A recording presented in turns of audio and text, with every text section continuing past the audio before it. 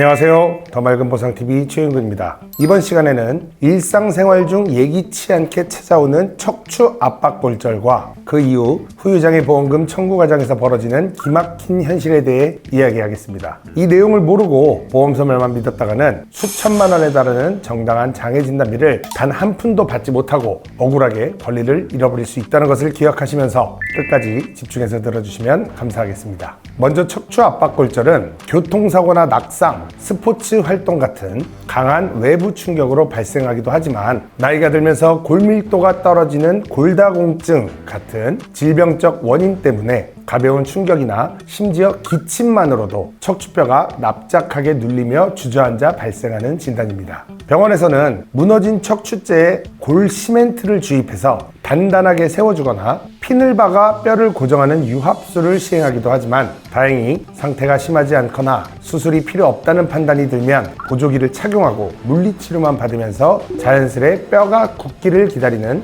비수술적 치료를 진행하기도 합니다. 문제는 보험금을 청구하면서 발생합니다. 보험사에서는 당연히 지급되는 실손 의료비나 수술비 정도만 지급하고 보상을 끝내버리게 되는데 정작 환자의 권리이자 가장 큰 금액으로 산정되어 있는 후유장애 진단비에 대해서는 입을 꾹 닫고 절대 먼저 알려주지 않습니다.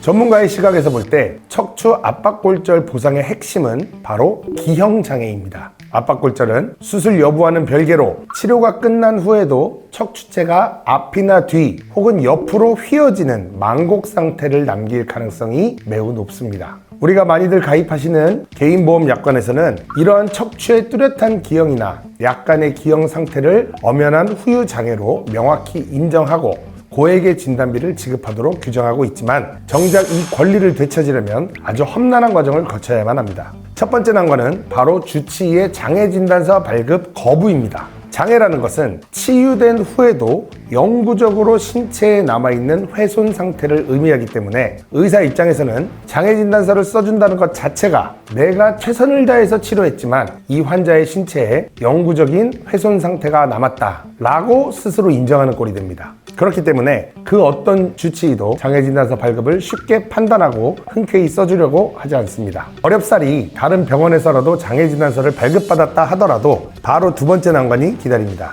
바로 보험사의 현장 심사입니다. 고액의 장애 진단비가 청구되는 순간 보험사는 즉시 위탁 손해사정인을 고용하여 환자에게 보냅니다. 이들은 각종 의료자문 동의서에 사인을 받아가 환자를 한 번도 본 적이 없는 제3의 병원의 기록을 보내서 척추 만곡의 정도가 약관 기준에 미달한다. 압박골절의 원인이 기존에 있던 골다공증 때문이니 사고 기여도를 대폭 깎아야 한다. 또는 영구적인 장애가 아니라 시간이 지나면 좋아질 만한 한시장애다 라면서 환자가 제출한 기존 진단을 완전히 반박하는 자신들만의 부지급 근거를 만들어냅니다. 보험회사에서 직접 심사 업무를 진행했던 제가 보기에는 이는 철저히 보험금 지급을 삭감하거나 거절하기 위한 아주 전형적이고 의도적인 수법입니다. 이처럼 고도의 의학적 전문 영역에서 벌어지는 치열한 팩트 싸움을 의학 지식이 없는 환자 혼자서 감당하기에는 엄청난 리스크가 있다는 겁니다. 보험금 지급 심사라는 것은 단순히 진단서 한 장 제출했다고